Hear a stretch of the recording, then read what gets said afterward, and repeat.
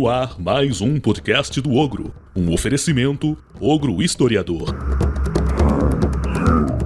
Olá, caros ouvintes do Ogro. Hoje iniciamos mais um episódio de um podcast com o tema Guerra Fria. E aqui eu já deixo de antemão que vai ser uma conversa muito ampla, né, dado que são 40, quase 50 anos de episódios muito intensos e que marcaram definitivamente o século passado. Trago aqui com vocês o Hugo David e o Tiago Damasceno para nós conversarmos um pouquinho sobre esse tema que, embora marcante, ainda tem-se, dada a proximidade temporal, né, tem-se ainda muito poucos trabalhos aprofundados sobre esse período. Eu gostaria de começar conversando com o Tiago, né, Tiago? Você poderia falar um pouco para a gente sobre os panoramas da Guerra Fria, os grandes marcos históricos, para dar uma visão para o nosso ouvinte mais geral sobre todo esse período? Posso sim, beleza.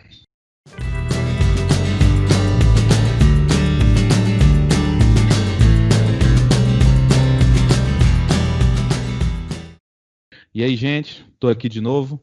Nosso tema hoje abrange um período histórico muito grande. Alguns historiadores colocam o início da Guerra Fria no final da Segunda Guerra Mundial, precisamente com o lançamento das bombas atômicas dos Estados Unidos no território do Japão, em 6 de agosto de 1945, uma bomba de urânio em Hiroshima, e em 9 de agosto de 1945, uma bomba de plutônio em Nagasaki. E o fim desse período, iniciado com esse ataque dos Estados Unidos, foi em agosto de 91, com o fim da União Soviética.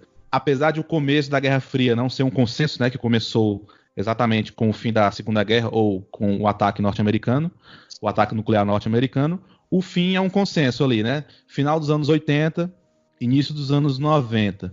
Os grandes marcos foram a queda do Muro de Berlim, de 9 para 10 de novembro de 1989, depois a reunificação da Alemanha, em 3 de outubro de 1990, e, como eu já disse, o fim da União das Repúblicas Socialistas Soviéticas em agosto de 91. O bloco socialista comandado pela Rússia. Temos aí um período muito grande, então a gente vai dar aqui uma visão panorâmica e introdutória.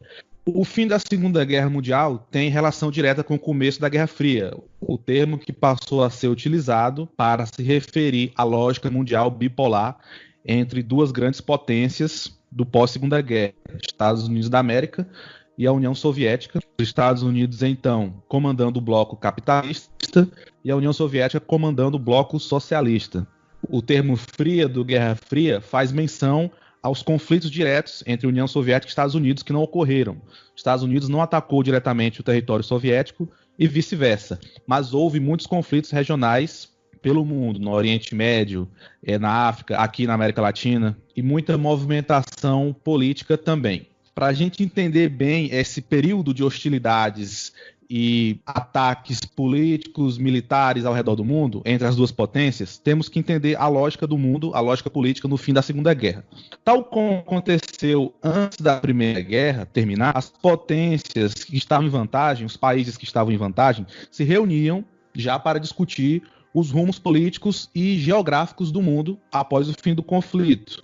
Como a gente falou no cast sobre a Primeira Guerra, França e Reino Unido, por exemplo, se reuniram em 1916, 2 anos antes do fim da Primeira Guerra, e estabeleceram um acordo de Sykes-Picot, em segredo, para definir os novos países que seriam formados na região que a gente chama hoje de Oriente Médio, que então estava sob poder do Império Turco Otomano, que estava em declínio naquele momento. Sendo assim, tal como aconteceu antes do fim da Primeira Guerra, antes do fim da Segunda, os países que estavam em vantagem naquele momento já começaram a se reunir para decidir os rumos do mundo após o fim do conflito, pois tudo indicava que o grande rival de todos, a Alemanha nazista, iria perder o conflito.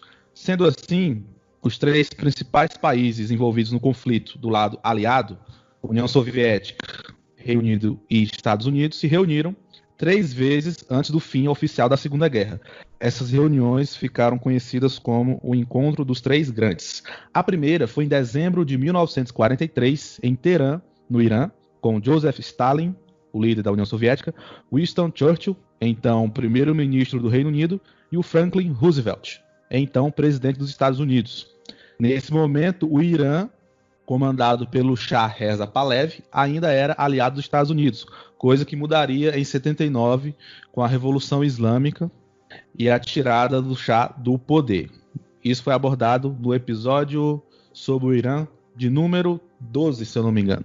Veja lá, depois ouçam lá, por favor. Nessa conferência em Teherã, os 3 países fizeram a aliança definitiva contra o inimigo em comum, a Alemanha nazista. Tempos depois, o fim desse inimigo em comum iria colocar conflitos entre os 3. A segunda grande reunião entre os 3 aconteceu em fevereiro de 1945, em Yalta, Conferência de Yalta, como ficou conhecida, na Crimeia Soviética.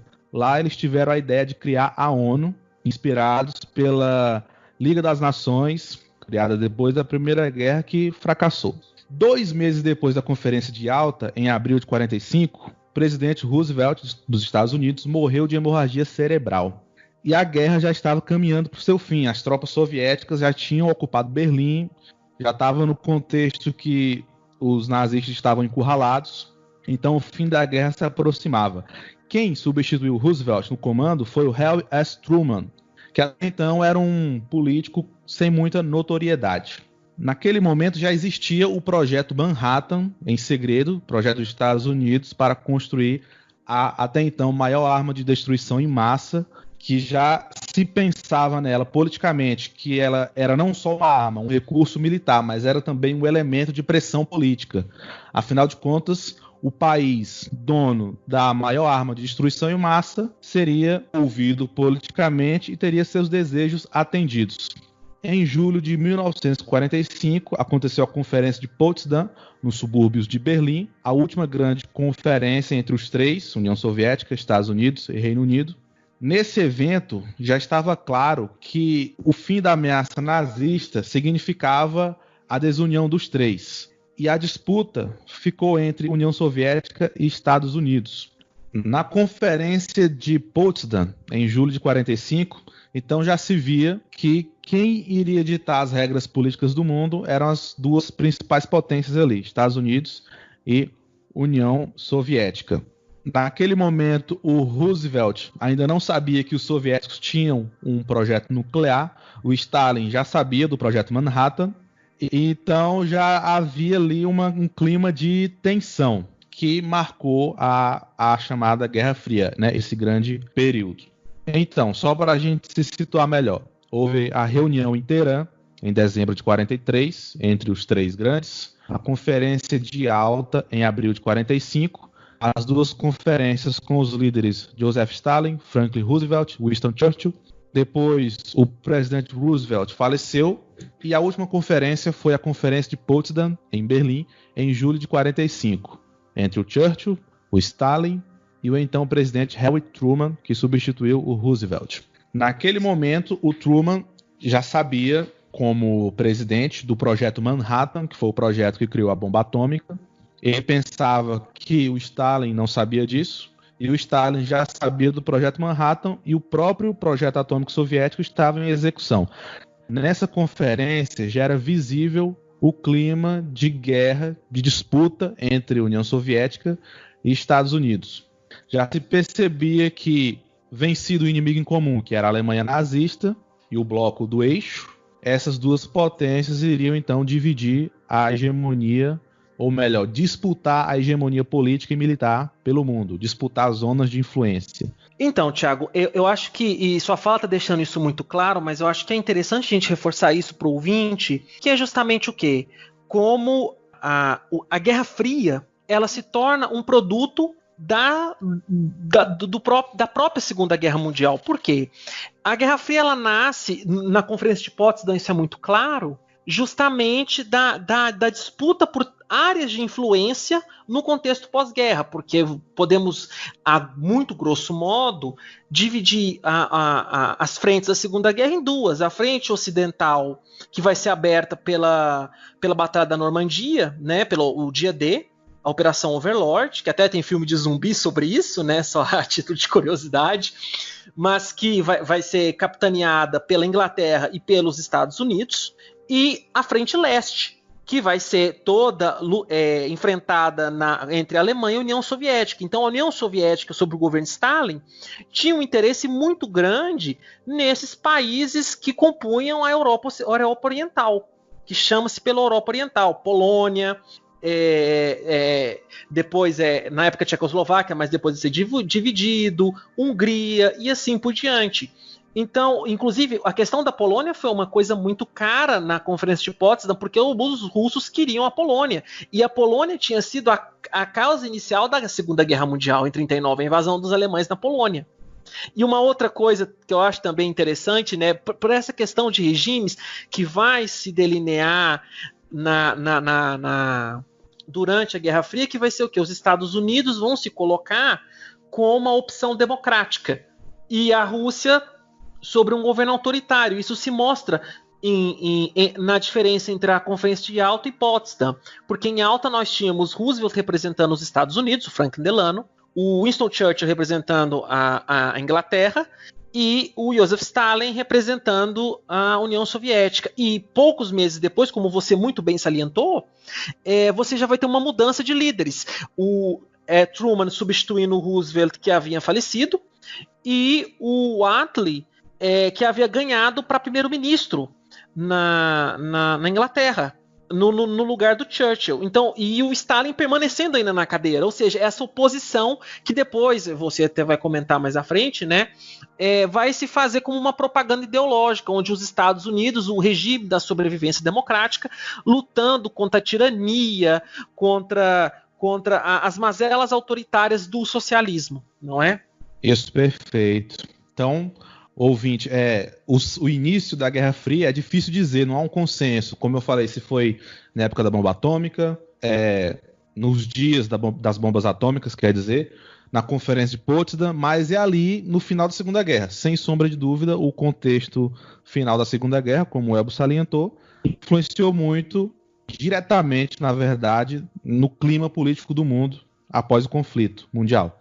Então, ouvintes, para a gente entender melhor, a União Soviética, por exemplo, não era só a Rússia. A sigla da União Soviética, o RSS, faz referência à União das Repúblicas Socialistas Soviéticas, uma confederação de estados. A União Soviética foi fruto político da Revolução Bolchevique de 1917 na Rússia, mas a União Soviética só foi formada oficialmente em 1922, depois da Primeira Guerra. Era comandada pela Rússia, mas era formada pela Rússia e outros 14 países: Ucrânia, Bielorrússia, Estônia, Lituânia, Letônia, Moldávia, Geórgia, Armênia, Azerbaijão, Cazaquistão, Uzbequistão, Turcomenistão, Quirguistão e Tajiquistão. Então, a União Soviética era uma confederação de países, um bloco, e como o Elbio falou, buscava a hegemonia política no leste europeu e do outro lado do mundo, para a gente se situar aí geograficamente, Estados Unidos comandando o bloco capitalista com seus aliados, Reino Unido, seus aliados tradicionais, Reino Unido, França e outros países. É interessante a gente pensar, né, Tiago, quando a gente fala sobre a União Soviética, né, que você tinha a defesa de uma hegemonia, né, que era a hegemonia russa. E contraposição, você tem a supressão das diferentes nacionalidades que compunham essa união, né, essa confederação de países. Tanto é fato que, por exemplo, na Ucrânia você vai ter o Anatol Podolsky fala muito sobre isso, Anatol Podolsky, fala justamente sobre o quê? Como os ucranianos, por exemplo, vão ter uma memória de conflito muito grande com a Rússia, vai ter uma disposição muito grande com a Rússia, que até hoje influencia, porque você tinha essa imposição contra a nacionalidade ucraniana, por exemplo. Os russos se sobrepunham militarmente, politicamente, sobre as demais nacionalidades que compunham a antiga União Soviética. Sim, sim. Entra na discussão sobre o totalitarismo soviético, né? De abolir essas nacionalidades. Exatamente, né? E pensando que o conceito de totalitarismo, por mais problemático que ele seja, né? Lembrando que o conceito de totalitarismo é um conceito muito... Fala sobre o quê? A existência de estados totais, estados que intervêm na vida do indivíduo em todas as suas instâncias, desde o que ele come, como ele fala, como ele convive com sua família, como ele tem relações sexuais e assim por diante, né? Que a gente vai tomar mais à frente, que a União Soviética, sobretudo durante o período de Stalin, vai ser tido como o exemplo totalitário, que é entendido até hoje como um reflexo da própria Guerra Fria, né? Esse conceito é um reflexo da Guerra Fria. Sim. Posso fazer uma intervenção, talvez não tão conveniente para o assunto que a gente está tratando? Claro, Manda por favor. bala. É que quando a gente pensa assim, né, lá naquele contexto dos anos 30, voltando um pouco aí na história, até no início do século XX, que o conceito de socialismo ele era reivindicado por vários grupos políticos dentro, inclusive, do espectro político. Então, mesmo na esquerda, na direita, o termo socialismo, social, ele vinha com bastante... Ele era reivindicado, né, por diversos grupos políticos. E aí, nesse pensamento, hoje em dia, né, essa discussão voltou... Hoje em dia não, recentemente essa discussão voltou à cena com algumas declarações aí afirmando que o fenômeno nazista era um fenômeno de esquerda. Então, essa ideia de que o nazismo, né, que por ter a sigla nacional-socialismo, estaria ligado à esquerda, isso foi explicado pelo Elber, inclusive, num guento que ele aborda a questão do nazismo, mas essa diferenciação, para mim, é muito claro quando a gente pensa em nacional-socialismo, porque como o Thiago mencionou, né, e o Elber também comentou, o comunismo soviético, ou o socialismo soviético, ele procura um Estado totalitário, e essa união de repúblicas, ela acaba sendo uma grande massa, né? Ela é uma união que não respeita ali as minorias étnicas. E a gente tem, até hoje, dentro da Federação Russa, que é uma federação, conflitos étnicos dentro desse país. Então, quando a gente pensa na União Soviética, esse conjunto de 15 países, não existe espaço para o nacionalismo. O que existe é um projeto totalitário socialista, né? Era só isso que eu queria fazer, esse à parte aí. Sim, e fazendo uma parte, na parte do Hugo, que também tem a ver com a minha, é importante a gente destacar que não é um consenso na historiografia, como é difícil a gente falar em consenso, né, dada a variedade de visões, em chamar a Rússia, sobretudo no período stalinismo, de totalitário. Isso é muito mais tido por uma historiografia de cunho mais liberal, né, do que propriamente um fato em si unânime entre os historiadores, porque o conceito de totalitarismo ele passa por diversas e diversas modificações. No entanto, as leituras mais recentes a que eu tenho acompanhado falam justamente o quê? Que essa visão, podemos entender na realidade essa visão do totalitarismo no sentido da Rússia, tentando fazer uma aproximação, ou seja, um estudo comparado entre pegando, né, esse fim da Segunda Guerra, surgimento da Guerra Fria e por aí vai, essa aproximação entre a Alemanha nazista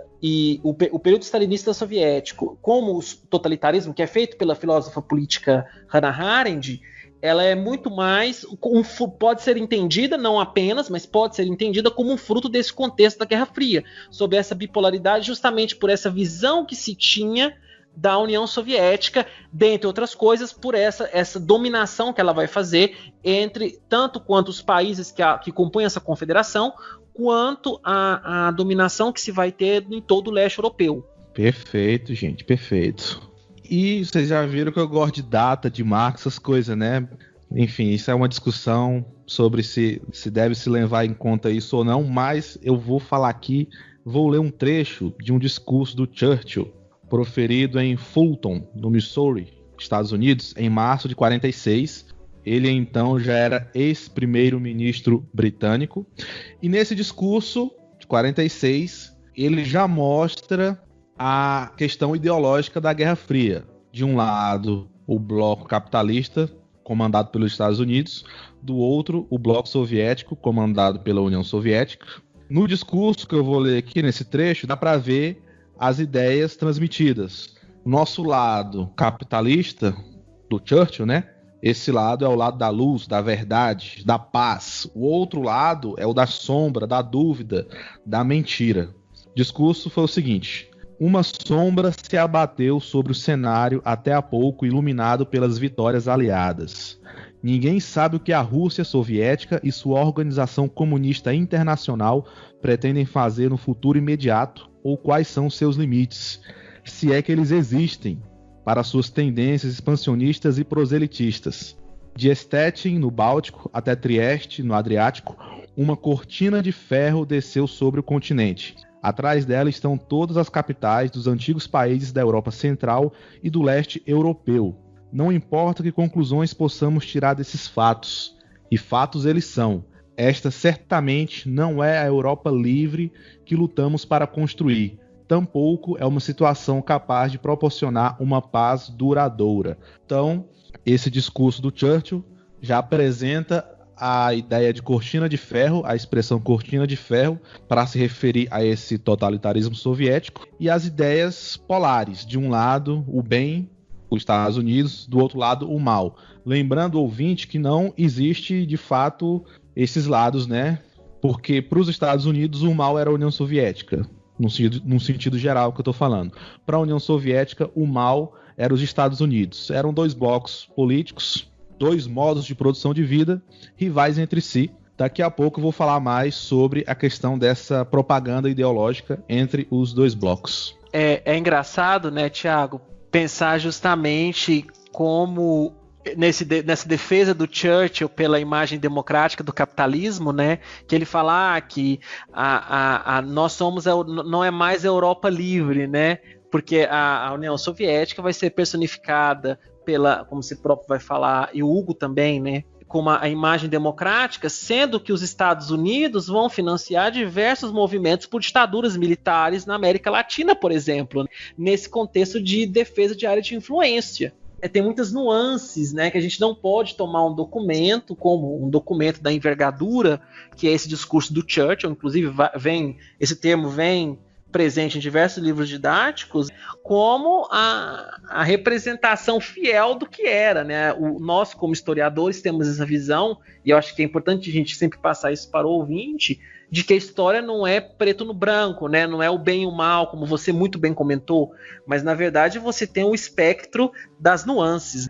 Isso mesmo. É engraçado nessa propaganda ideológica, já adiantando um pouco, enquanto os Estados Unidos se dizia defensor da democracia e da liberdade, aí a União Soviética cutucava, aqui na minha expressão cutucava, criticava os Estados Unidos pela falta de direitos civis aos negros. Lembrando que figuras do movimento em prol dos direitos civis aos negros, como o Martin Luther King e o Malcolm X, são do período da Guerra Fria. Então, a União Soviética, em algumas vezes, se aproveitou dessa contradição para criticar os Estados Unidos. E os Estados Unidos também fazia a mesma coisa. Eram propagandas ideológicas equivalentes em suas críticas. Então, o Tiago nos comentou, né, justamente como foi todo esse contexto extremamente rico e extremamente conflituoso, que podemos falar do que como se inicia a Guerra Fria, né, nesse jogo de tensões, e que vai marcar predominantemente durante todo esse período. E que é importante, para fechar com chave de ouro, entender justamente a Guerra Fria como um produto direto da Segunda Guerra Mundial, do fim da Segunda Guerra Mundial, mas não só, porque nós vamos ter consequências muito amplas, conforme nós vamos ver ao longo desse episódio. Muito bem, então. Passando para o próximo bloco, e pensando justamente como a Guerra Fria foi um produto de tensões muito grandes entre as principais nações do planeta, sobretudo as duas principais que vão se definir como superpotências no fim da Segunda Guerra Mundial, os Estados Unidos e a União Soviética. Hugo, você poderia falar um pouco para a gente como é que se deu essa nova configuração, essa nova dinâmica geopolítica na Guerra Fria? Certo, então, eu gostaria de começar abordando um pouco a questão que o Tiago mencionou, né, sobre a participação do presidente Truman, né, naquelas conferências que ele levantou, que inicia-se a partir de 1947, né, por aí, a chamada doutrina Truman. E essa doutrina Truman, ela estava ligada ao auxílio dos Estados Unidos das nações livres. E aí a gente precisa entender, nessa guerra de narrativa, nessa guerra discursiva, a ideia do que seriam essas nações livres, né, que os Estados Unidos se disporiam a ajudar financeiramente nessa reconstrução após-guerra. Isso gerou o chamado Plano Marshall, que talvez muitos já tenham ouvido falar, que era justamente a ajuda dos Estados Unidos na reconstrução de países europeus capitalistas. Pois bem, no final dos anos 40, a gente vai ver, de fato, um acirramento entre as duas potências. Se a gente pensa desde 45, né, quando a gente marca aí a Conferência de Yalta, e mesmo em 45, a formação da ONU, na Conferência de São Francisco, que a Alemanha, né, nazista, vamos voltar um pouquinho aqui, a Alemanha, depois de Hitler ter sido derrotado, foi ocupada pelas potências aliadas. E aí nós vamos falar de quem, né? França, Inglaterra, Estados Unidos e União Soviética, que uniram-se no combate a Hitler. Pois bem, em 1948, Stalin toma uma decisão bastante contraditória, porque criou-se, logo depois, na Conferência de Potsdam, criou-se essa divisão de Alemanha Ocidental e Alemanha Oriental, né? República Democrática Alemã e República Federal da Alemanha.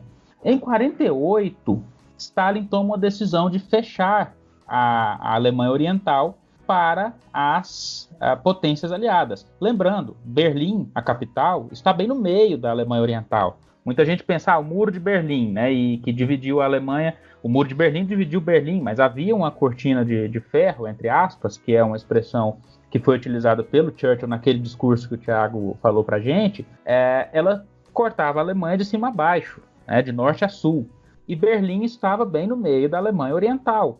Quando Stalin decide fechar Berlim de vez para o acesso das potências ocidentais, isso gera um enorme mal-estar. E esse mal-estar vai acabar acirrando aí as disputas. Em 49, a construção efetiva do muro que divide a cidade.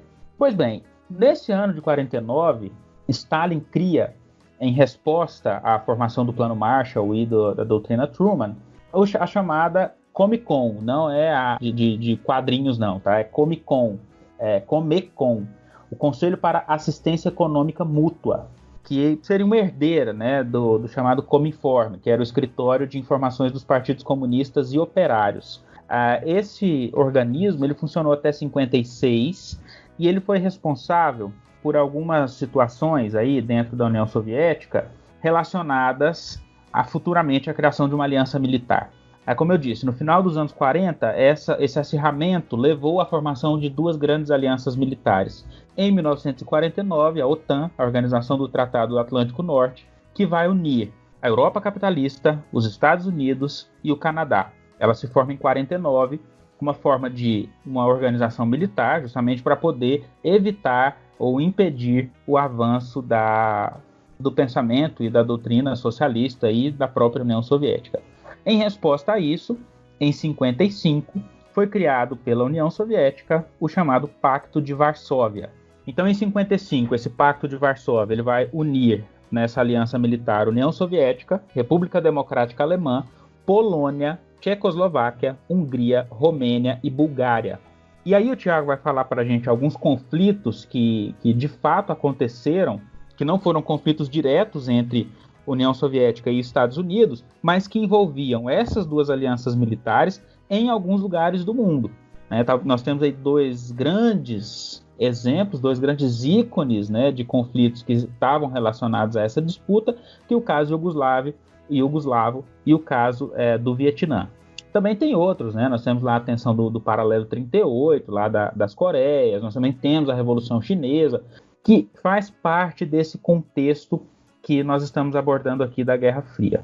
Então, passado esse período de tensão, que vai ali até o meados dos anos 50, a gente vai ter um grande evento em 53, que vai acabar esfriando um pouco essas tensões entre União Soviética e Estados Unidos, que foi a morte do líder Stalin. Se a gente pensa, desde a Revolução Bolchevique de 17 até a morte de Stalin, a gente tem uma escalada, uma certa união do Partido Comunista da União Soviética em torno de um projeto comunista, socialista, a ser implementado no mundo todo.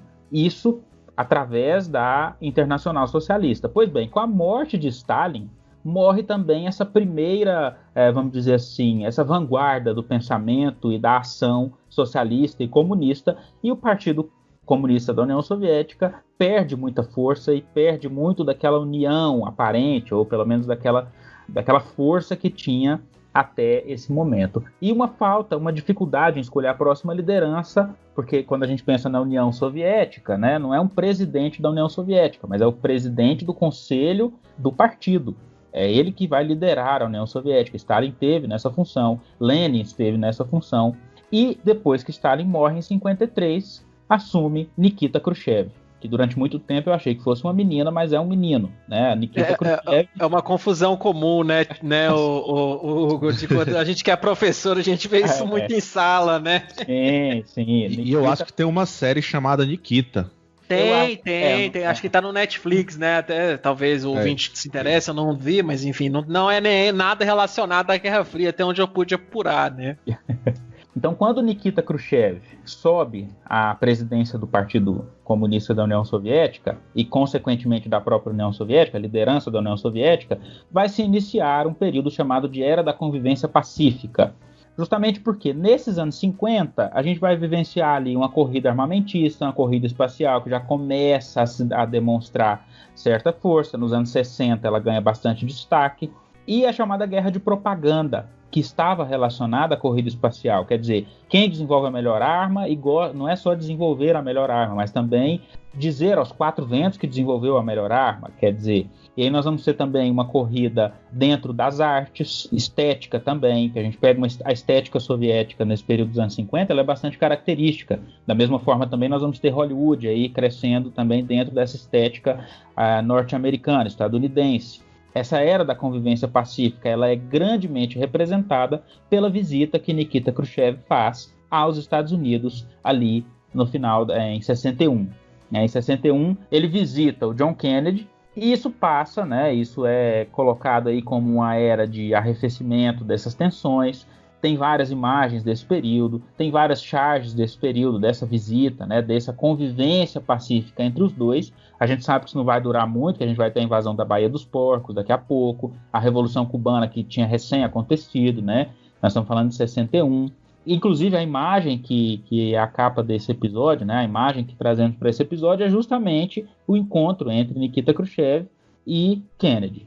Mas aí nós vamos ter os conflitos, né, Thiago? Em relação aos conflitos indiretos entre as duas grandes potências. É isso? Isso mesmo. Pelo que você falou aí, dá pra gente ver que entre União Soviética e Estados Unidos não houve só relações conflituosas de hostilidade, né? Teve um momento aí da convivência pacífica, né? Pelo menos no plano do discurso. Mas na Guerra Fria, nesse grande período, houve muita crise política, conflitos militares, tensões sociais pelo mundo. Eu contei aqui 16, para vocês terem uma ideia. 8 conflitos, tensões no Oriente Médio e outras 8 em outras regiões do mundo. Vou só falar Thiago, o tema... eu só gostaria de chamar a atenção para a atuação, já que você mencionou aí, né, desses conflitos, e vai falar um pouquinho para a gente, da atuação também das agências de inteligência, né? Nós não podemos deixar de mencionar a CIA, a Agência Central de Inteligência dos Estados Unidos, que foi formada em 47, e o Comitê de Segurança do Estado, a famosa KGB, que foi formada em 54. Né? E aí a formação dessa KGB gerou nos Estados Unidos uma profunda paranoia em relação a que todo mundo era um infiltrado soviético. A gente vê isso muito no cinema, né? No Rock Balboa que eu diga. A questão do agente soviético infiltrado, que sempre ali, aquela paranoia que vai gerar as posições políticas do senador McCartney, né? Joseph McCarthy, né? Joseph, né? Assim como Stalin, ele também era Joseph McCartney, que esse horror aí, essa mania de perseguição, essa coisa que eu já vi alguém falando por aí, recentemente, de que o que se vive hoje em dia é uma espécie de macartismo fora de época, né? Mas de macartismo fora de época. E já caducou o macartismo, assim como o comunismo e a União Soviética, mas que tem gente que insiste ainda em achar que todo mundo é um agente infiltrado, não da União Soviética, mas do governo chinês, né, agora. Exatamente, né? O período do marcatismo, do McCarthyismo, ele influenciou muito, inclusive, as próprias áreas das artes e do jornalismo, né? Nos Estados Unidos. O próprio Charlie Chaplin ele teve que se exilar dos Estados Unidos. Ele vai morar na Suíça porque ele estava sendo perseguido pelo Joseph McCarthy, né? Acusado de ser um espião comunista. E você vai ter um medo dos jornalistas em reportar críticas ao próprio McCarthy, dado o poder que esse senador começou a ter nesse contexto. Um jornalista que vai fazer frente, que vai ser decisivo para a derrubada do McCarthy, né, que ele vai fazer extensivas reportagens críticas a ele, é o Edward Murrow, que vai ser tido junto com o Walter Cronkite, que foram dois jornalistas muito importantes. Ele vai ser tido como um dos maiores exemplos do jornalismo para os Estados Unidos. Por quê? Ele vai justamente se mostrar como aquele jornalista que não tem medo e que tem que enfrentar o que for necessário. É engraçado, porque o seu par, que é o Walter Cronkite, ele ficou famoso também pelas opiniões veementemente contra o conflito do Vietnã, né? Isso. Só para situar o ouvinte, o senador McCarthy, ele nos anos 50... ele era responsável pelo Comitê de Atividades Anti-Americanas e ele começou denunciando que havia 205 comunistas no Departamento de Estado. O slogan dele era "antes morto do que comunista". E aí, então, começou esse movimento político de perseguição contra arte, cultura, costumes, enfim, essa paranoia de que o comunista tá aí à espreita, ele vai te dominar, ele vai te matar, paranoia que, como a gente já falou, existe até hoje. E aí, esse McCarthyismo gerou uma perseguição na arte e nos meios universitários também, porque qualquer pessoa com algum senso crítico era então taxada de comunista. A gente vê isso hoje, né? Parece que é um fantasma aí da Guerra Fria voltando. Não só incrível, o Chaplin foi perseguido demais. O governo incompetente faz isso, né? Cria seus inimigos imaginários. E aí, não só o Chaplin... Só dizendo, né? Essa questão dos inimigos imaginários é essencial para qualquer regime totalitário, né? A eleição de um inimigo comum, que a gente já debateu no outro bloco, né? Como maneira de união da comunidade nacional, né? Tipo assim, nós temos que nos unir e nós precisamos de um Estado forte, um Estado controlador para evitar que esse inimigo ganhe poder dentro da nossa nação, né? Só para pensar alguns paralelos. Isso. Até atualmente. Nada é capaz de unir duas pessoas mais do que o ódio a uma terceira.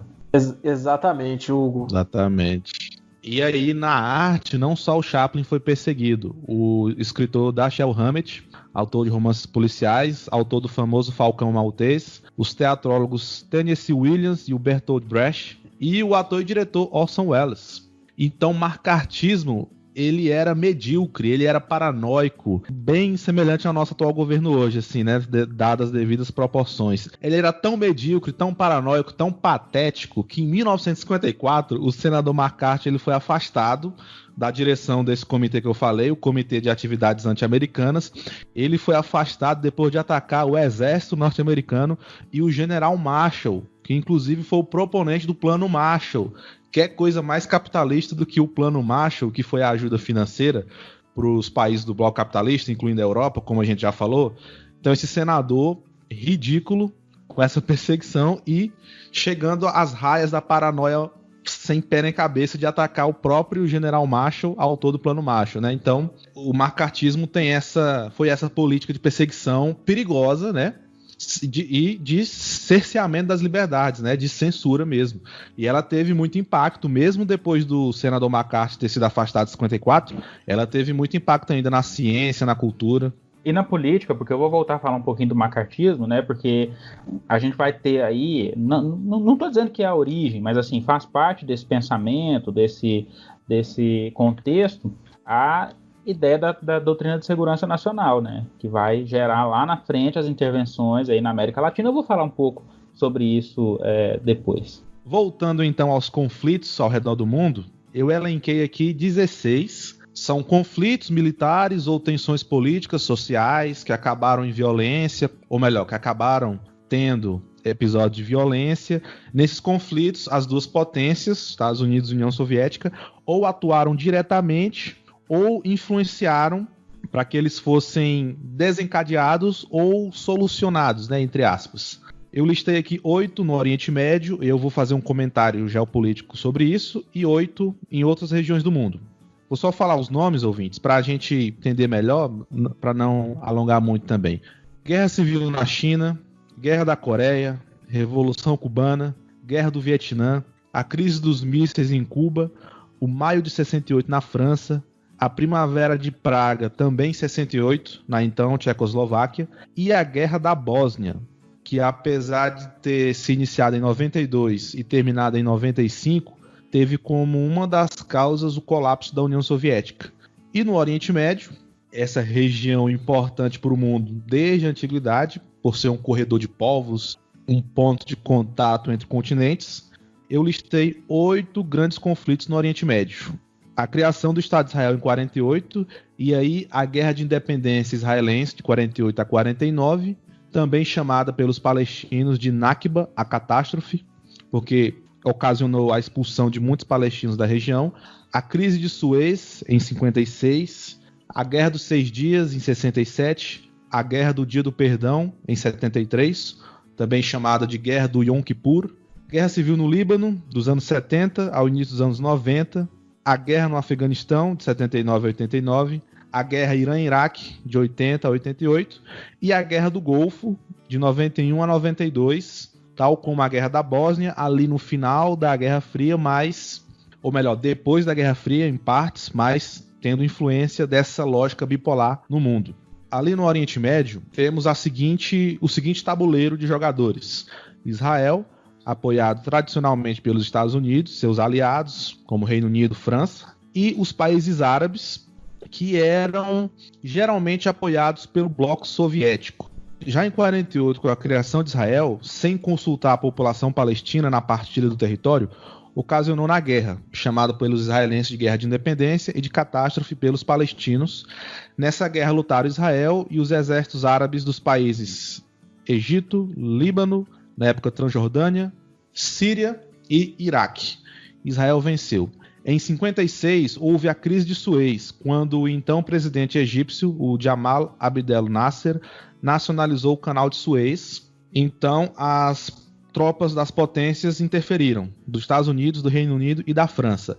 Nessa ocasião, a União Soviética apoiou o Egito, e a crise não virou uma guerra porque foi solucionada ali no jogo político, diplomático, né, entre aspas, entre Estados Unidos e União Soviética. A Guerra dos 6 Dias, também com a vitória israelense, não durou mais devido às atuações das duas potências.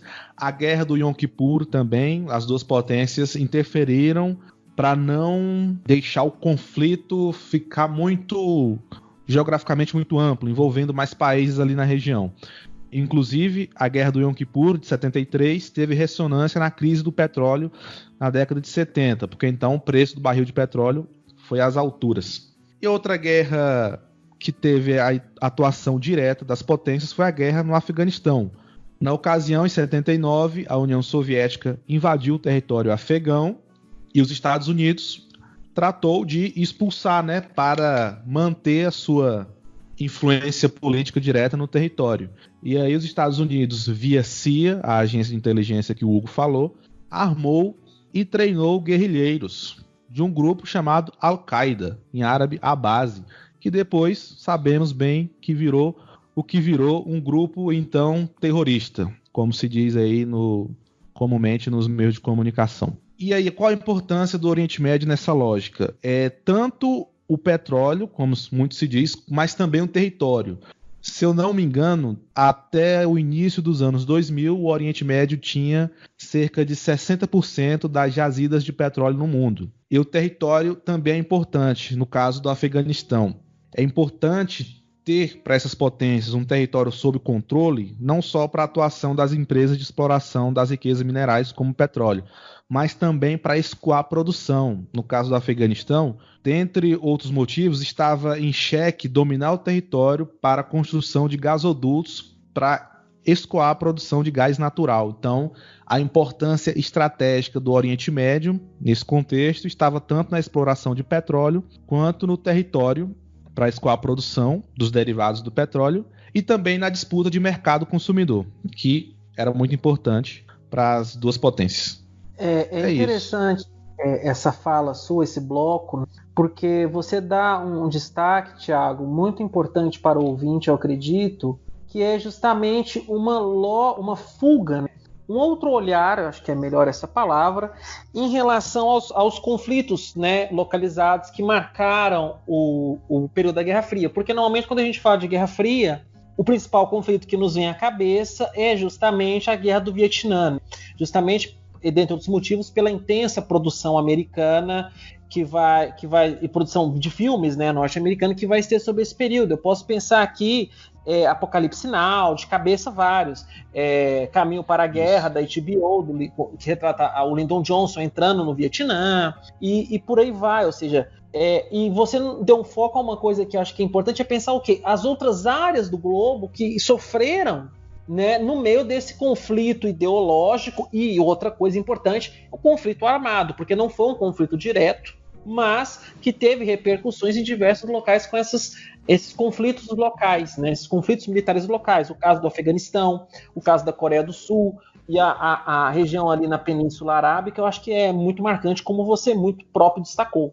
E uma coisa, só para fechar esse meu comentário, que eu esqueci antes, uma contradição da União Soviética. Como a gente já falou, internamente, os nacionalismos eram silenciados, mas havia um parceiro da União Soviética no Oriente Médio, que era o Egito, que, muito pelo contrário, defendia uma política nacionalista. O presidente da ocasião era o Jamal Abdel Nasser, da crise, como eu falei, ele começou a construir sua grande figura política pública internacional, ouso dizer, em 56 com a crise de Suez. Ele perdeu militarmente, as potências apaziguaram o conflito e ele saiu em desvantagem, mas politicamente a imagem dele cresceu no mundo árabe defendendo a bandeira do pan-arabismo, que era um movimento político que tinha como objetivo ideológico, pelo menos, formar a grande nação árabe, unindo países de cultura árabe. E quando eu falo aqui de árabe, ouvinte, a etnia, o povo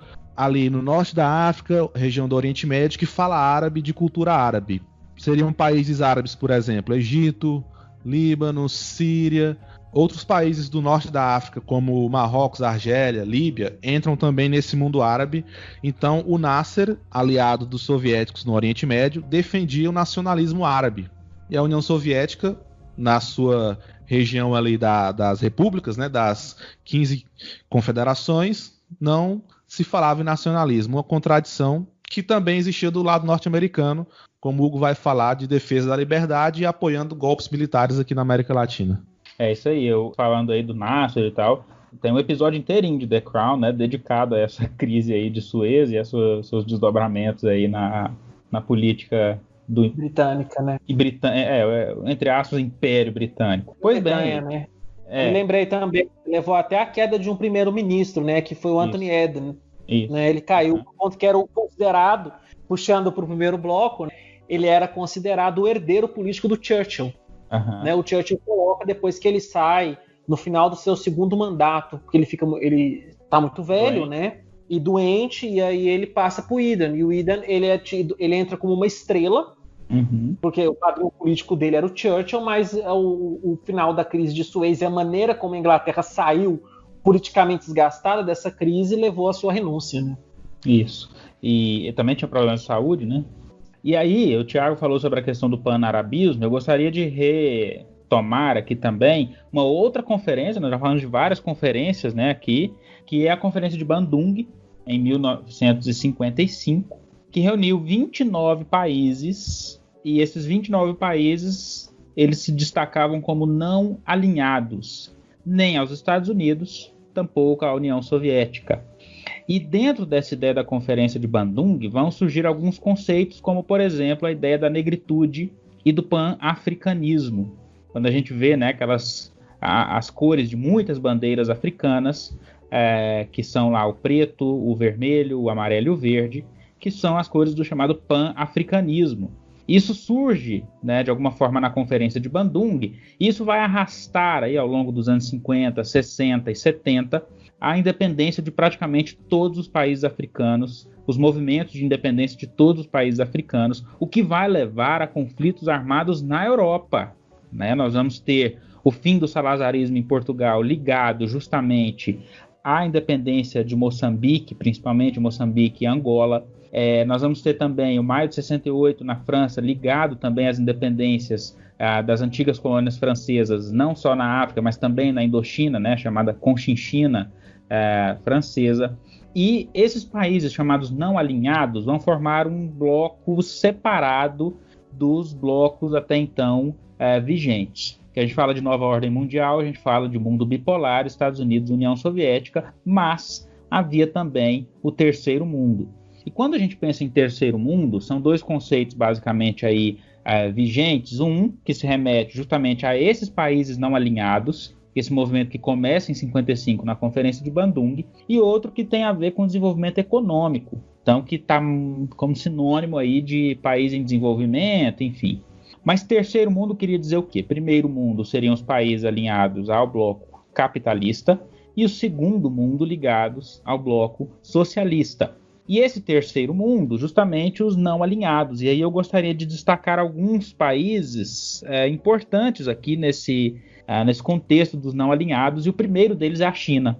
A gente vai ver que Mao Tse-tung ele rompe com a União Soviética e a China vai desenvolver um tipo de comunismo, de socialismo, diferente do desenvolvido até então dentro da União Soviética. Mas também o Japão, o Vietnã do Norte, né, que também tinha inicialmente esse alinhamento com os Estados Unidos, com a União Soviética, e depois acaba rompendo e não faz parte do segundo mundo, embora tenha uma orientação socialista. O Vietnã do Sul também, Egito, Turquia, Arábia Saudita, e aí esse contexto aí que o Thiago mencionou também dos países árabes. Agora, as regiões, ou talvez a região, se a gente for pensar aqui, já que nós estamos fazendo um programa hoje bem geopolítica, né, na região do mundo que mais foi afetada por essa ideia de terceiro mundo foi a América Latina.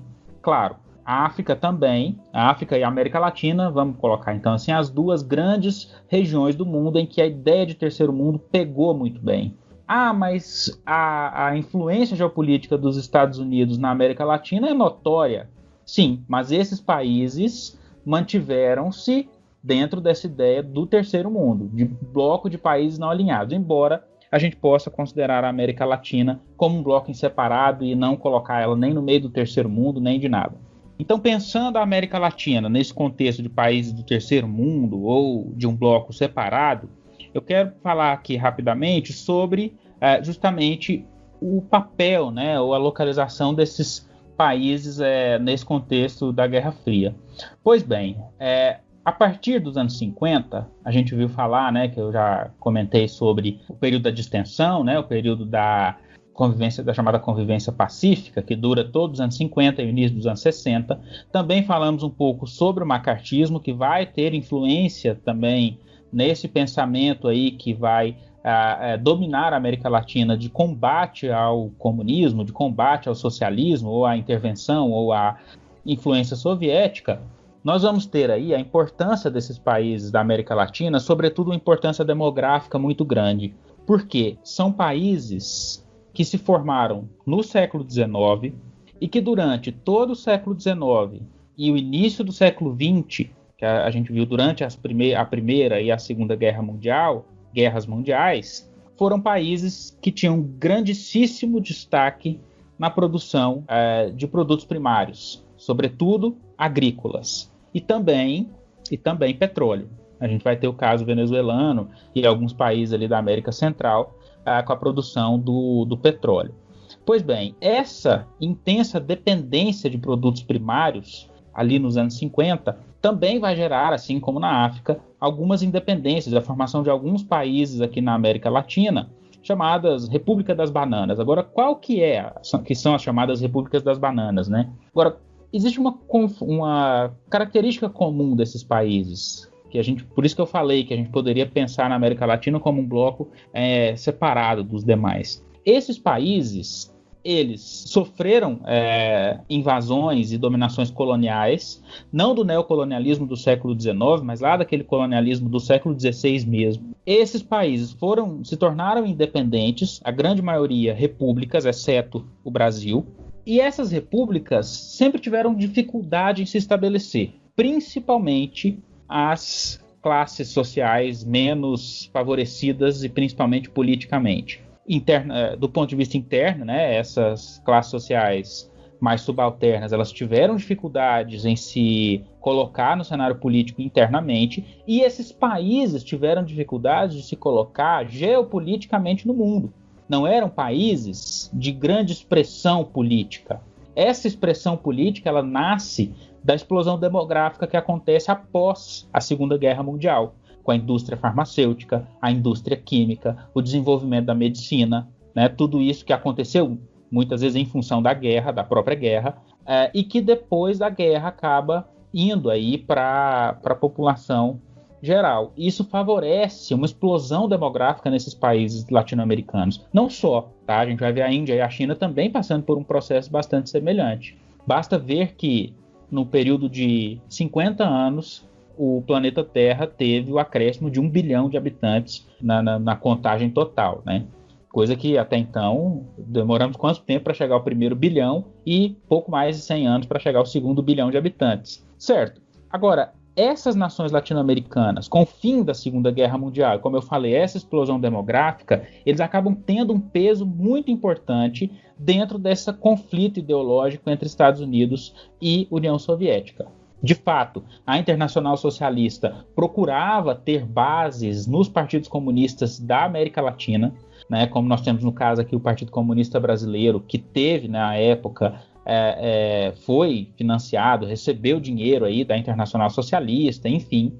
Talvez o caso mais emblemático seja de fato de Cuba, com a Revolução Cubana, janeiro de 59, o Fulgêncio Batista, o presidente, foge em 59, seja o exemplo mais emblemático dentro do continente americano e prova para a inteligência dos Estados Unidos e para esse discurso do mundo capitalista que a União Soviética tinha braços na América Latina e a ideia de derrubar todos os governos democráticos e todos os governos republicanos estaria em curso, né? Que esse projeto estaria em curso. Agora, é interessante a gente pensar que no histórico desses países latino-americanos, a gente vai ver sempre uma dificuldade em se encontrar politicamente e em desenvolver políticas de fato democráticas ou democratizantes. Nós não podemos falar numa social-democracia na América Latina de forma alguma. E nesse período aqui, o que era importante a gente observar é que a grande maioria da população estava entre um domínio militar, né, um domínio autoritário militar, ou um domínio autoritário civil dos modelos da União Soviética. Que a União Soviética vivia um modelo autoritário civil, que mantinha os quadros militares sob a liderança do Partido Comunista, do Partido Operário.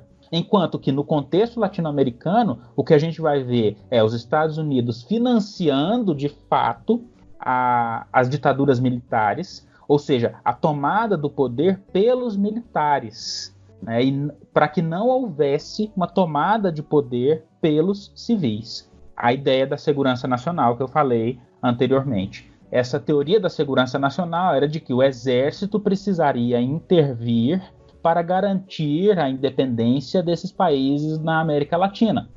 E aí, assim, isso voltando a falar naquilo que o Thiago levantou, são questões discursivas, né? Como assim, você vai garantir a liberdade tirando a liberdade? Não parece uma contradição. Exatamente. Pensando justamente como essa doutrina de segurança nacional, como o Hugo muito bem comentou, vai tomar conta da América Latina com o financiamento de ditaduras, né? E o Brasil vai servir justamente como o ensaio, o modelo a ser seguido. No entanto, nós somos o primeiro país a se tornar uma ditadura por conta desse financiamento norte-americano como maneira de deixar uma área de influência dominante. O professor Rubens Recupero, ele fala, né, que naquele momento a América Latina era um espaço de influência diplomática, política essencial aos Estados Unidos. No entanto, o que permite explicar esse financiamento, né? Você vai ter no Chile, na Argentina, no Brasil em 64, mas posteriormente nos demais países. O historiador Henrique Padrós tem um texto mostrando justamente isso, como você vai ter a consolidação de regimes autoritários financiado pelo Estado norte-americano, né? Aham. E nós vamos ter tanto a Organização dos Estados Americanos, que vai ajudar nisso, quanto a própria CIA, né? A própria CIA também está envolvida, né, com esses golpes militares. Agora, o Brasil foi o que mais deu certo, né? Salientar isso até na atuação da CIA, até com financiamento do aparelho repressivo, né? Sim, com certeza. Você vai ter diversos torturadores que vão receber treinamento norte-americano. Na Escola das Américas, né? Chamada Escola das Américas, eles inclusive aprendiam a torturar. Exatamente. O Boyleisen, né, tem um documentário sobre isso, chamado Saddam Boyleisen, que era presidente da Ultragaz, ele vai nos Estados Unidos estudar e trazer mecanismos de tortura para esses regimes, né? E você vai ter o compartilhamento desse aparelho repressivo nos países latino-americanos que vão estar sob influência militar, né? Isso. E aí nós vamos ter... o Brasil talvez foi o que mais deu certo, né? Teve um grande apoio popular, teve e aí tem todas as controvérsias que a gente em outro momento pode abordar melhor, inclusive já abordamos em algum episódio passado aí, mas nós vamos ter... Talvez o caso mais emblemático para mim é o do Paraguai.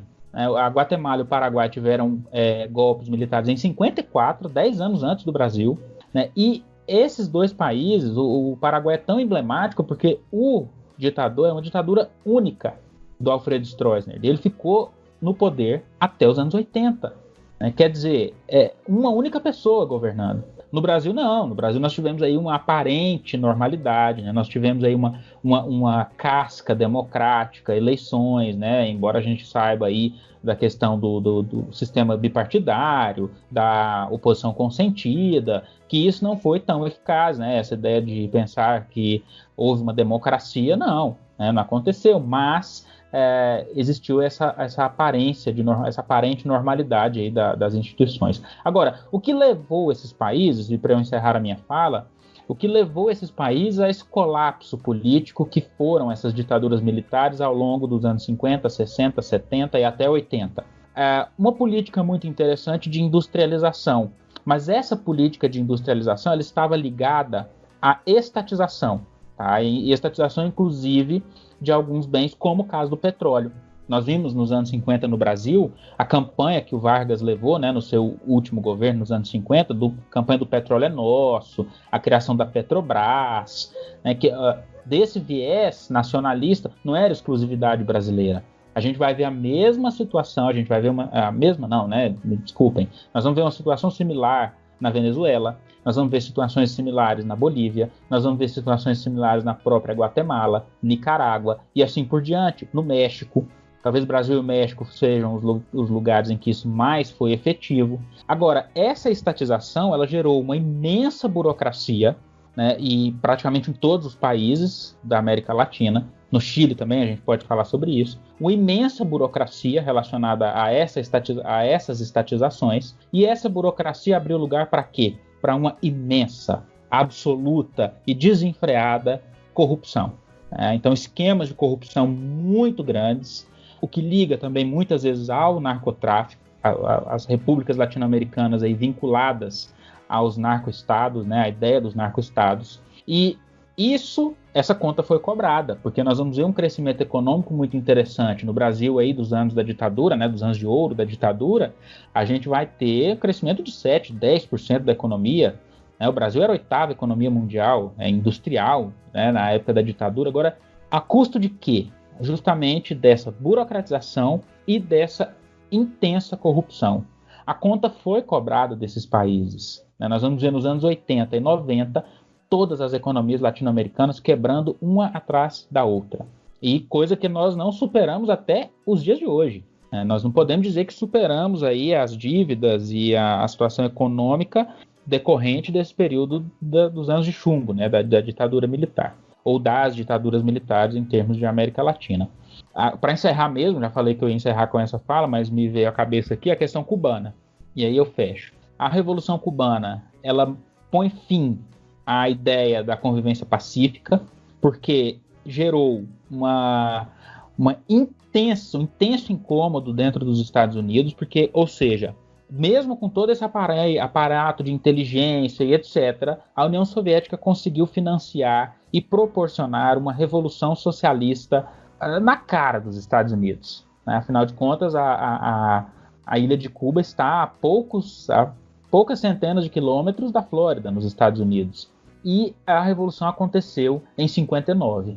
Em 61, nós vamos ter aí a tentativa fracassada da invasão de Cuba pelos Estados Unidos, que é a chamada invasão da Baía dos Porcos, né? Que gerou uma pedra imensa no sapato dos Estados Unidos, porque o pensamento, né, era de que, a partir de Cuba, as revoluções socialistas iriam começar a borbulhar em toda a América Latina. Daí a necessidade de se tentar frear essa subversão do sistema aqui, dentro da América Latina. Che Guevara acaba sendo um ícone, né, das esquerdas revolucionárias na América Latina como um todo, mas a questão da Baía dos Porcos, né, a tentativa de invasão que os Estados Unidos empreende na Baía dos Porcos, ela decorre da descoberta de uma série de mísseis que a União Soviética teria colocado ou estaria colocando em Cuba, na Cuba de Fidel Castro, que era o então primeiro-ministro, né, o chefe aí da ditadura cubana, da ditadura socialista cubana. E aí, essa chamada crise dos mísseis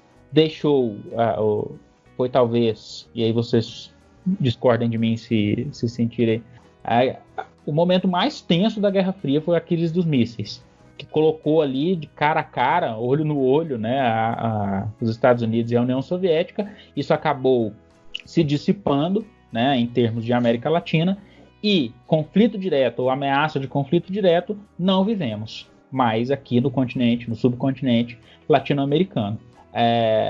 Mas enfim, era isso que eu queria falar sobre a questão da América Latina nos tempos da Guerra Fria. Vocês têm alguma complementação? Então, Hugo, sobre o momento mais tenso ser a crise dos mísseis, eu concordo que foi, porque eu tô lembrando aqui, tem algum tempo que eu já vi, tem um documentário sobre o Bob Dylan, chamado No Direction Home, Bob Dylan, dirigido pelo Martin Scorsese, que aí o Bob Dylan relata como foi a noite da crise dos mísseis nos Estados Unidos. Ele estava ele estava em algum evento com outros artistas, amigos dele, e eles pensaram que o mundo ia se acabar mesmo. Diz que foi muito tenso, então, pelo jeito, o momento mais tenso, que mais, foi o momento que levou a mil aquelas tensões o mundo vai acabar agora numa guerra atômica, né? Um lado lança uma bomba, o outro lança outra e acabou o mundo. Pelo jeito foi nesse evento mesmo, da crise dos mísseis. E de fato, imagino eu que devia ter sido bem tenso. Eu partilho da opinião de vocês. Tem uma série da AMC chamada Mad Men, né? Que retrata um bando de publicitários durante os anos 50, 60 e 70 e a cotidiano daquelas mudanças, né? E no final da segunda temporada, eles comentam justamente isso, né? O que foi essa crise dos mísseis, a percepção de que o mundo realmente ia acabar. Eu acho que foi sim, também partindo da opinião de vocês, pegando o conceito de empréstimo, acho que foi um evento limite, né? Foi um evento beira ali de mudança abrupta, né? Chegamos muito perto de um conflito nuclear, o que em última instância levaria ao fim do mundo, né? Se podemos assim colocar. Foi um momento, agora vai. E você falou aí, o Elbo, sobre a questão cultural, né? Dos publicitários e tal. E aí no final dos anos 60 começam os movimentos de contracultura, né, nos Estados Unidos. E na América como um todo, porque a gente vê o movimento negro também, né, ganhando força, a gente vê o movimento hippie ganhando força, a gente vê o rock and roll ganhando força, a gente vê todos esses movimentos de contracultura aí aderindo a algumas pautas sociais, mas não necessariamente ligados à União Soviética. Quer dizer, a Guerra Fria também não é essa questão política de existe muito mais coisa por trás disso, e a contracultura talvez seja um grande exemplo desse contexto, né? A parte essas questões políticas tensas, nós temos também ali um movimento cultural bastante forte, bastante rico. Sim, que eu acho que isso, entra dentro do feminismo, né? Sim, o feminismo, perfeito. Eu acho que entra dentro desse debate, que é justamente o que a relação de que nós temos duas ideologias claras. ou você escolhe uma ou você escolhe outra. E você tem grupos que, na verdade, vão pensar outras coisas, né? Isso. Vão pensar... A pluralidade, acho que vai ter grande espaço aí, né? Porque vai ser o questionamento das estruturas, porque se o indivíduo não se vê alinhado, né, se assim podemos usar esse termo, com uma coisa ou outra, ele vai procurar outras coisas. Isso vai dar um florescimento de ideias, um florescimento de vivências, que vai ser fundamental para a contracultura. Perfeito. Pensando justamente nessa questão do movimento contra a cultura, nessa perspectiva de que o indivíduo deve se alinhar a uma ideologia, e retomando também algumas questões sobre, por exemplo, totalitarismo, a relação de um domínio ideológico. Tiago, você poderia comentar a gente sobre a questão das propagandas ideológicas que vão surgir nesse momento?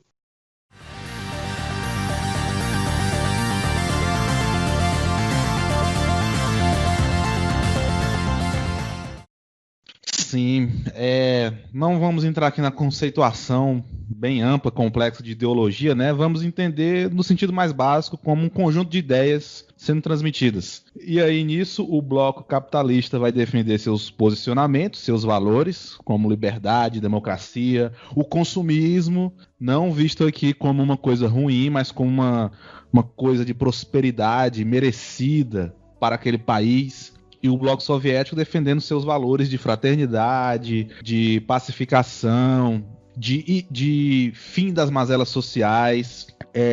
Eu vou deixar linkado aí na página do episódio um texto de uma professora de história, Joelza Esther Domingues, que ela coloca alguns exemplos dessa propaganda e inclusive põe propostas de atividade, caso os professores que estejam nos ouvindo queiram utilizar em sala de aula. Como que era essa propaganda? Essa propaganda era veiculada de diversas formas, no cinema, telejornais, revistas, jornais impressos, folhetos distribuídos nas ruas, cartazes nas ruas, nos muros, nas instituições públicas, nas escolas. Então, do lado capitalista, atacando o comunismo soviético, a propaganda dizia, por exemplo...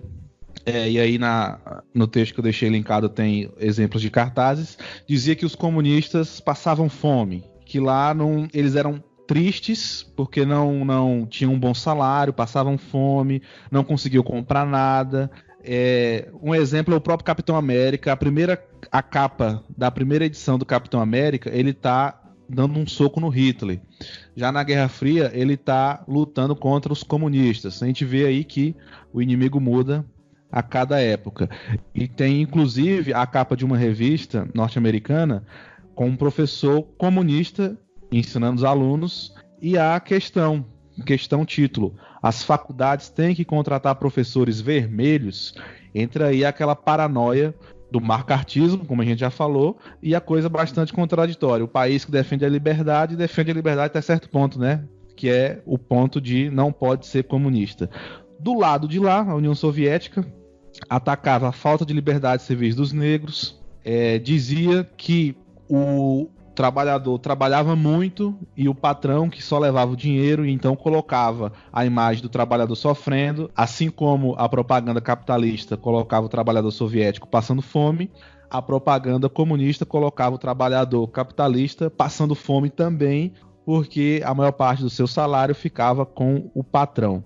E a propaganda soviética também era muito comum colocar que os Estados Unidos iriam destruir o mundo com uma bomba atômica. Já que os Estados Unidos atacou o Japão com arma nuclear, então os soviéticos exploravam essa destruição atômica causada pelos Estados Unidos. Então o comunismo não iria destruir o mundo. Quem iria destruir o mundo seria o capitalismo norte-americano. São propagandas com conteúdos diferentes, alguns parecidos em termos de estrutura de ideia, né? É demonizar o outro lado. O meu lado é o da verdade, da luz, da liberdade, o outro lado é da opressão. Os Estados Unidos também trabalhavam muito isso, o autoritarismo soviético, mostravam isso nas suas propagandas. Então a gente vê que em termos de ideias são propagandas equivalentes entre si, cada lado defendendo seus valores e demonizando o outro, o inimigo. Sim, e é importante, né, a gente pensar como esse campo da propaganda ele vai ter um acesso muito grande, porque quando pensamos na noção de propaganda, é uma coisa muito ampla, né?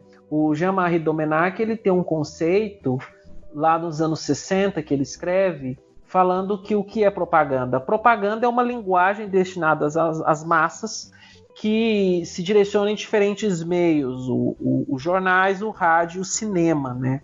E então eu acho que quando pensamos em propaganda, e a propaganda nesse momento, ela vai se aproveitar dessa expansão dos meios de comunicação, porque se o cinema vai ter um importante papel, por exemplo, nos anos 30, quando pensamos a questão do cinema nazista, o nosso unguento que eu fiz sobre propaganda nazista, nos anos 60 e 70, a televisão, sobretudo, e depois a gente pode pensar até outros meios de comunicação, vão ter um papel fundamental. A internet, né, que já começa...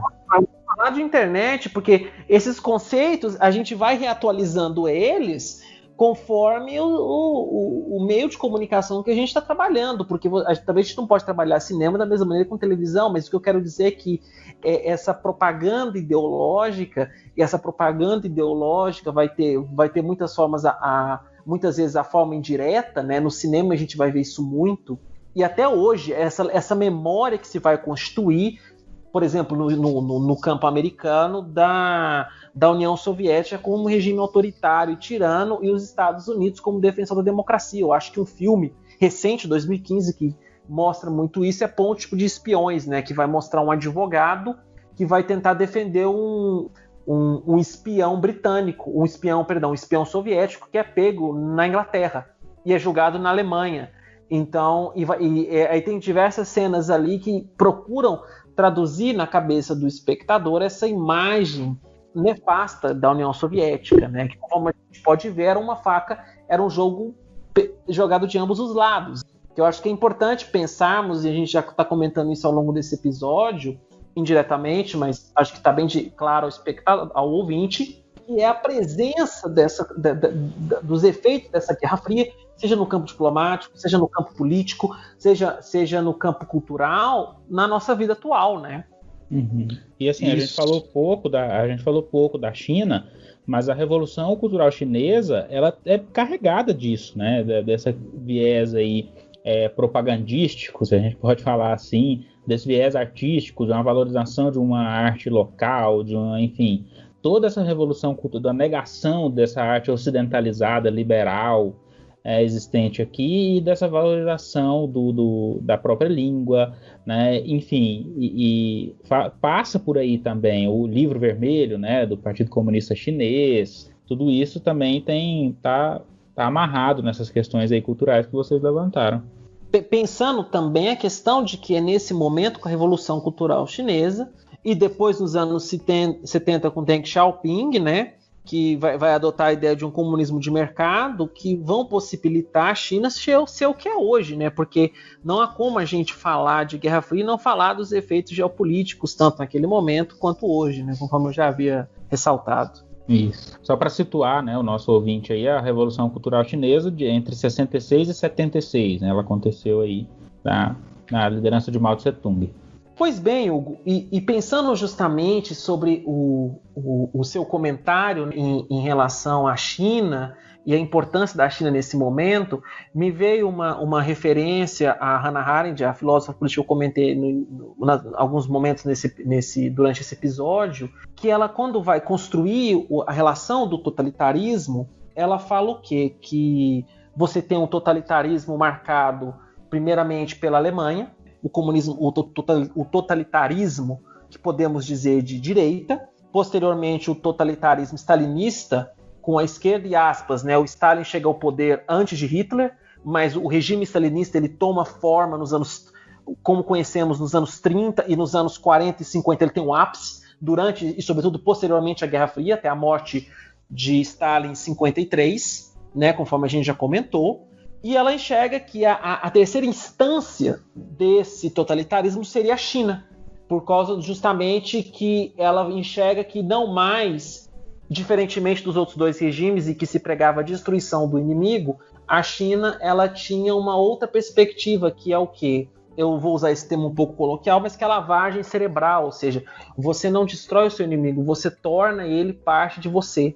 E por que esse conceito de totalitarismo ele é importante? Embora seja um conceito já utilizado até antes mesmo da Guerra Fria, nos anos 40 ali, quando Goebbels fala que nós somos um regime totalitário, a ideia de um Estado total, conforme eu já comentei, ou seja, um Estado que domina todas as instâncias do indivíduo, e pensando justamente essa relação do totalitarismo, né, a gente percebe que o quê? A Hannah Arendt é tida como uma grande pensadora, né, intelectual desse conceito, porque ela vai organizar um livro chamado Origens do Totalitarismo, em que ela vai dissertar justamente sobre como a história, partindo do antissemitismo, chegando no imperialismo do 19, né, as grandes nações imperiais que depois vão entrar em conflito, chegam e desembocam num modelo de Estado totalitário, né, que seria a morte da liberdade civil como um todo, porque é um Estado que não dá qualquer âmbito de liberdade ao indivíduo. Esse conceito ele é tido por muita crítica, porque ele, em tese, ele compara duas coisas que, se pensarmos em determinadas correntes, não há como serem comparadas, ou seja, ele se estabelece na perspectiva da Hannah Arendt, dentre outras coisas, que eu estou sendo muito rasteiro, mas eu recomendo a leitura de Origem do Totalitarismo para o ouvinte, né, lançado pela Companhia das Letras, que é aqui no Brasil, né, a editora que mais difundiu esse livro. Esse conceito, ele em tese compara duas coisas que não seriam muito bem comparáveis, que é a Alemanha nazista e a Rússia stalinista. E muitos críticos, e por isso que eu trago esse conceito a debate, entendem que a formulação desse conceito por Hannah Arendt se dá como influência desse conceito de bipolaridade, porque Hannah Arendt é uma filósofa liberal, né? Judia liberal. E por ser liberal, muitos críticos entendem, cito aqui, por exemplo, o professor Domenico Losurdo, da Universidade de Urbino, na Itália, em um artigo que ele escreve para uma crítica da categoria de totalitarismo, ele entende que o quê? Esse conceito de totalitarismo é muito mais fundado por uma influência desse contexto bipolar que estava penetrando os indivíduos. O ministro do Supremo Tribunal Federal, Ricardo Lewandowski, em entrevistas ele fala, porque ele também é formado em sociologia, que a geração dele dos anos 60 era uma geração que via muito nesse âmbito de escolhas, entre uma escolha pelo capitalismo ou pelo socialismo. Então, partindo dessa perspectiva e partindo também da compreensão de que o contexto influencia o trabalho de qualquer intelectual, sobretudo do historiador, essa afirmação se faz crível, né? Se faz verdadeira. Mas é importante a gente entender que a Hannah Arendt estabelece toda uma comparação que eu acho que é muito vivente. E é importante entender que esse conceito de totalitarismo ele também vai ser usado nesse contexto da Guerra Fria na ideia de sempre culpar o outro, ou seja, o outro é sempre totalitário. Da mesma maneira que os Estados Unidos vão afirmar que a Rússia, não só stalinista, mas a Rússia soviética é totalitária, os soviéticos também vão ter entendimentos de que os Estados Unidos faz esse modelo autoritário, porque apesar de defensor da democracia, como o Hugo bem comentou, eles vão ter financiamentos de regimes autoritários numa ideia de defesa da democracia que nós entendemos justamente como a manutenção de uma zona de influência política, né? Dentre outras coisas. Então, eu acho que o nosso episódio já caminhou muito, né? Apesar de esse assunto poder ser abordado futuramente em outros episódios, dada a tamanha extensão do mesmo.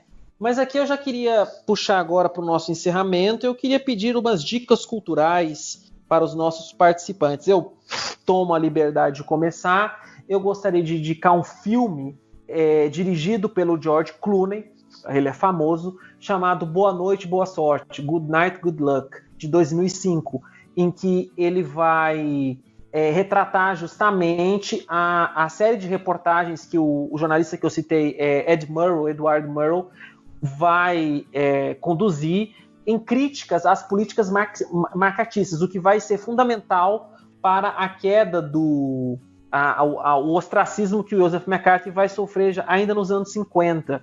E o Edward Murrow vai ser brilhantemente interpretado pelo ator David Strathairn, que até acaba sendo indicado ao Oscar por esse papel. Eu acho que fica interessante ali, porque nós comentamos isso durante a nossa explanação, né, nossa arguição do período marcatista. Hugo, qual que é a sua dica cultural para os nossos ouvintes? Olha só, a minha dica, ela é bastante engajada, ela tem, já vou deixar o aviso aqui pro ouvinte, tá? Ela tem um caráter bem propagandístico mesmo, assim, do pensamento socialista, enfim, mas é interessante. Ele traz alguns trechos de falas da época, traz documentos, traz uma análise que é complicada, mas assim, traz uma análise que também vale a pena ser vista, e que é um documentário de 2007, que se chama Guerra contra a Democracia, ou no título em inglês, né, The War on Democracy, de John Pilger. É de 2007 o filme, né, o documentário.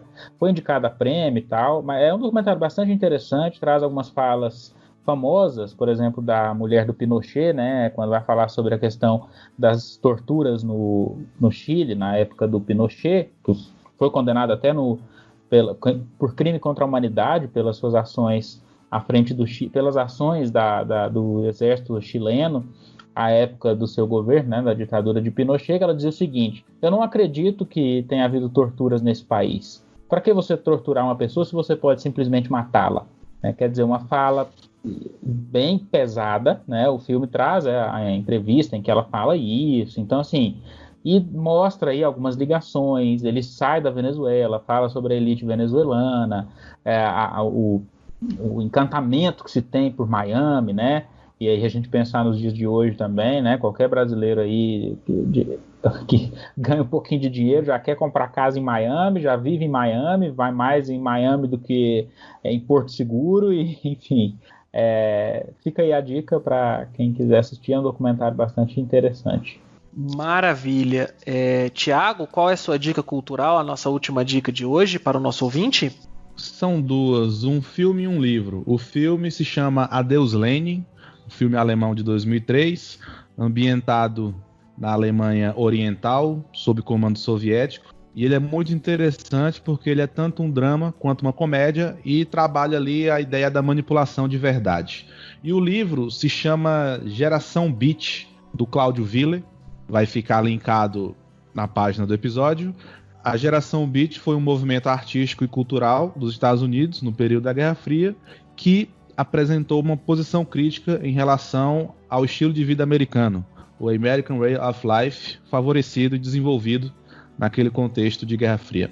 Bem, queria finalizar então o episódio, agradecer a você por ter nos ouvido, e gostaria de pedir também que siga a nossa página no Instagram, curta a nossa página no Facebook e acesse nosso site também, até para comentários, críticas, para cada vez a gente estar aperfeiçoando o conteúdo que trazemos e disponibilizamos online, tá bom? Muito obrigado e tenha um bom dia. Tchau, tchau. Valeu, galera.